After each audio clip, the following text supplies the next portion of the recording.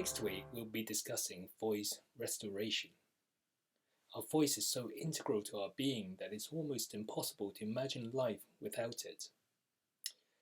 But sadly, this is a situation that faces many people who've had their voice boxes resected as a result of cancer.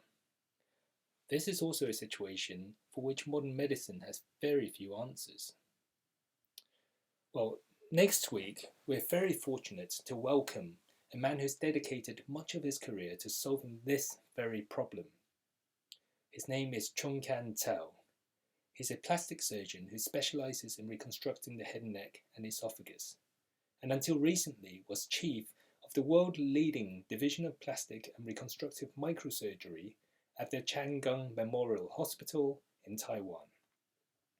He'll share with us how he has been able to achieve voice restoration in people after laryngectomy. So join me, James K.K. Chan, on the Stoke Mandeville Plastic Surgery webinar series next Tuesday, noontime, UK. See you then.